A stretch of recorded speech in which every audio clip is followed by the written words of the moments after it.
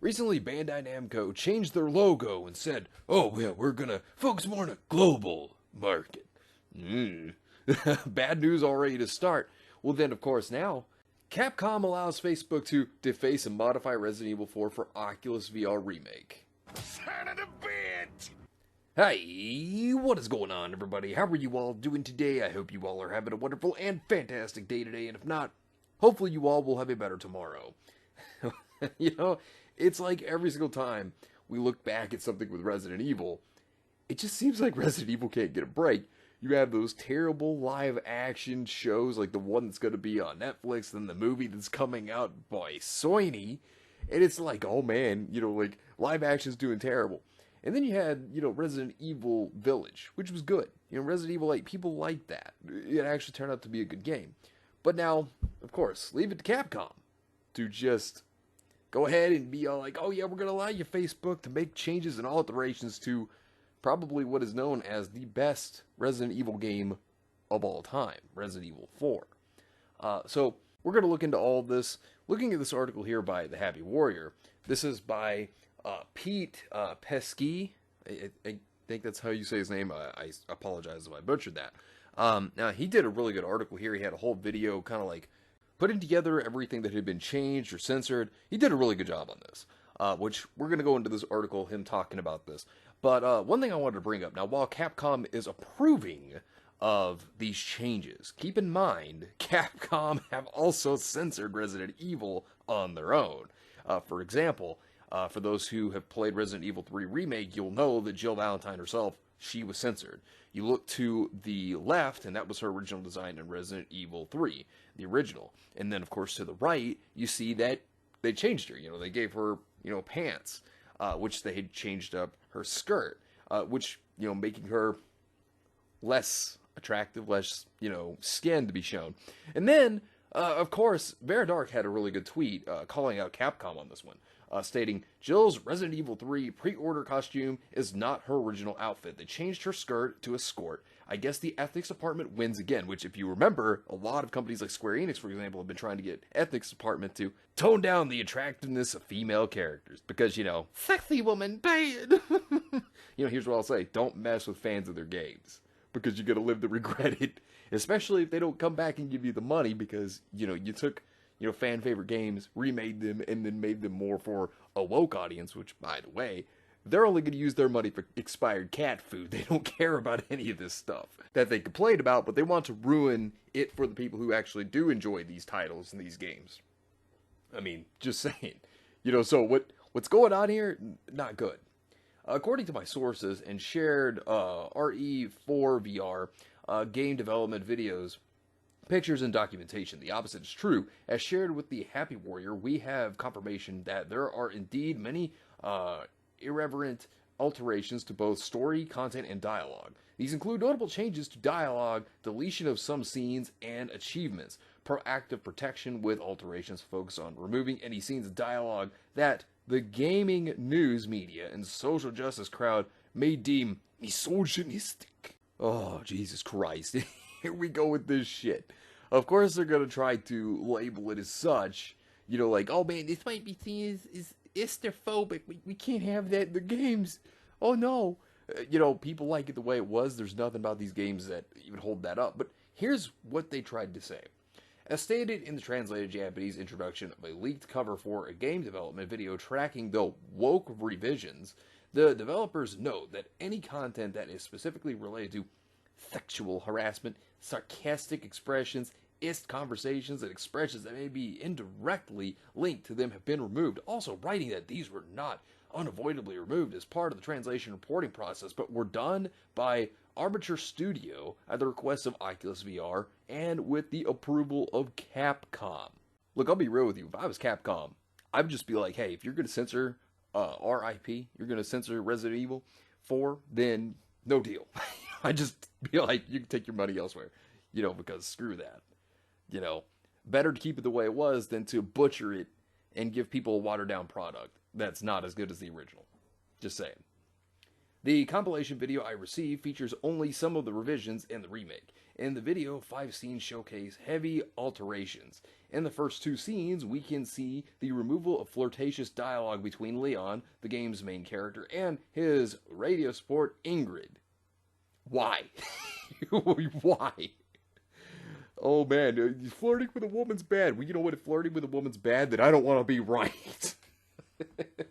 Seriously, that's absolutely idiotic. That is so stupid.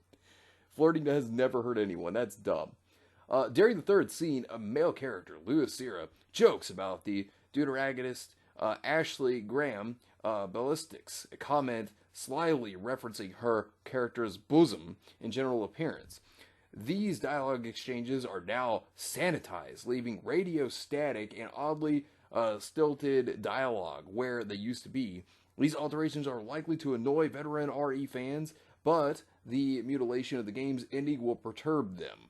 Oh, and we'll get to that in a moment. Because look, here's the thing. What's wrong with a man and a woman flirting with each other? You know, like, why is that a problem? You know, the way that people get together is through interaction, and flirting's an interaction, and a man and a woman, they interact that way.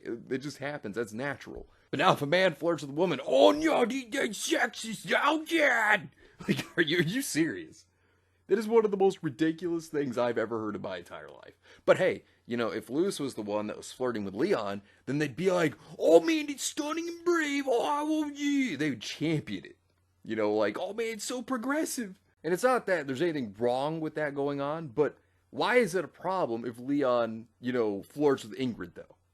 You know, that's what I mean. Like, you see the issue here? Like, if it was 2 guys flirting, they'd be okay with it. But if it's a guy and a girl flirting, no, that's not okay. How dare you? I mean, it's ridiculous. You know, it's just stupid. So continuing, in scene 4, we see significant alterations that have been inflicted on the ending, with at least 30% of the original dialogue missing. The worst yet is in scene 5. In the original, after the credits roll, Leon admits his attraction for Ingrid, then asking for her phone number, for which he is rebuffed. Unlike the previous alterations featured in the video, now the video he's referring to is the one above in the article, which has the clips and stuff. This scene is completely erased from Resident Evil 4 VR. Yet again, why? Like, why? It doesn't make any sense. You know, of course, you know, a guy trying to hook up with a woman. Oh, it's so bad. How dare you? You know, like, it's so stupid. That's the way they're acting here. But that's not the only thing, because they also took away the achievement Secure Ashley. They took that away as well. Like, seriously, how stupid could you get? Like, that was an achievement in the original game. Why is this? How is that offensive? Like, that's so stupid. Like I said, they're going as far as they possibly can to just remove anything that they would think is offensive, you know, which isn't. You know, it's just stupid. It's really, really dumb. It really is. And then they also had this scene too. So, you know, it's where there was a female character that was actually, you know, her life was ended and she was put up against a wall. And it says, I guess no one is safe here, which that was altered from what the original statement, which the original statement was, guess there's no sex discrimination here. That was what the original quote was, and it's been altered. So they're going after any little thing. I mean, it's not even offensive. Like, that's ridiculous. It's so dumb.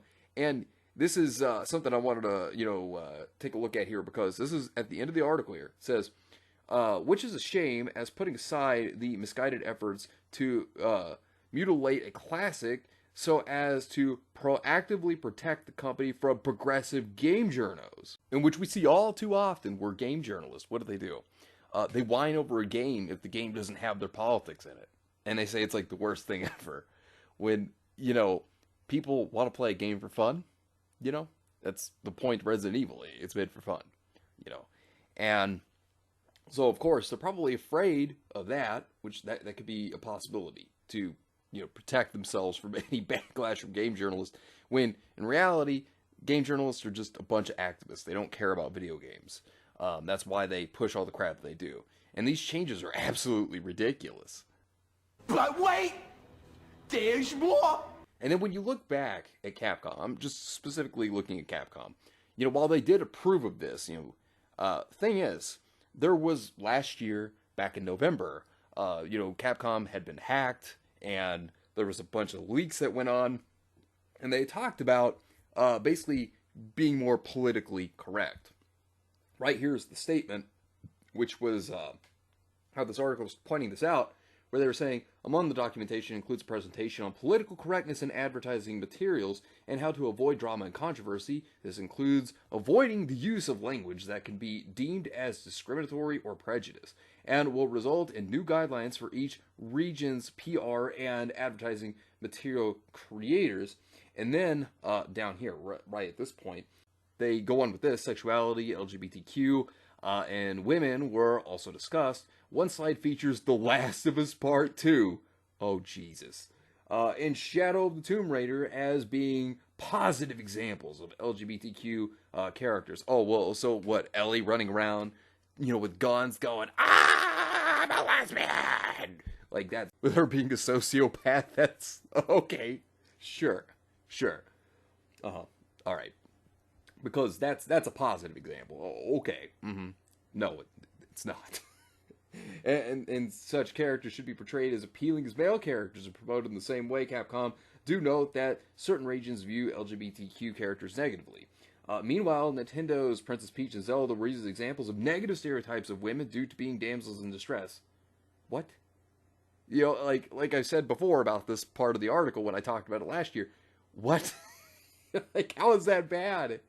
How is that portrayed as bad?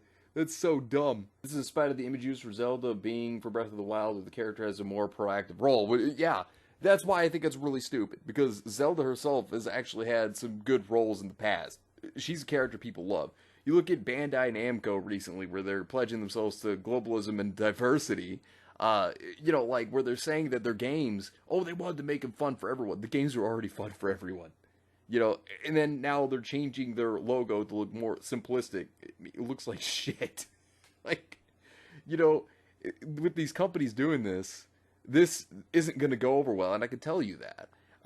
And the big thing is this new logo for Bandai Namco was getting roasted on Twitter. People were blowing this thing up.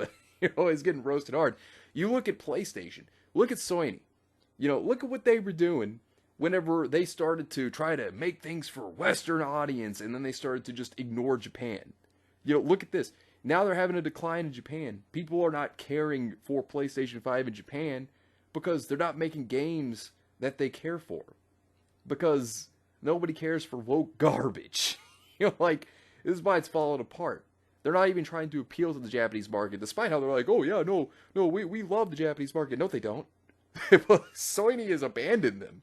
It's really pathetic when Sony, which Japanese company, is failing in its own country. It's failing in its home country because it's making all of this terrible woke garbage.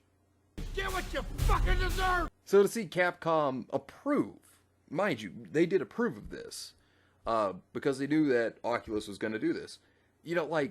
That's not a good sign. It just basically says oh look, more censorship. Censorship of any kind, as I've said, it's not good. It tries to, basically take away from the creator's initial image. It takes away from what they originally had envisioned. And then you're taking something out because, it's something's deemed as offensive or harmful. It's really not. Nothing, flirting with a female character. A male flirting with a female, that's not offensive. That's, to think that's upsetting or hurtful, that's dumb. To think that asking for a woman's phone number, a man doing that's offensive. And you have to take that out of a game. That's so stupid. People are not going to like this. They're not going to like seeing this. And it's just sad. This is why I didn't want them to touch Resident Evil 4, because I feared that something like this might happen. But anyways, let me know what you think about this entire situation down below. Subscribe to the channel if you were new here, and make sure you were still subscribed, because YouTube is unsubscribing people from all their favorite channels. So make sure you were still subscribed to all your favorite channels. Hit the video with a like, and also be sure to share the video on social media. Spread the word and get it out there. It's greatly appreciated, and it really helps out the channel a lot. Also, be sure to follow me on both Discord and Minds. We have a wonderful community there. Not only that, but it will keep you up to date on when the news videos will be released, as well as any other upcoming events in the near future. So be sure to follow me on both Discord and Minds. Links are in the description down below. But anyways, I hope you all have yourselves a wonderful and fantastic day today. And remember, if today was not a good day, tomorrow could always be better. Take care of yourselves and everyone around you. And have yourselves a good one out there, everybody.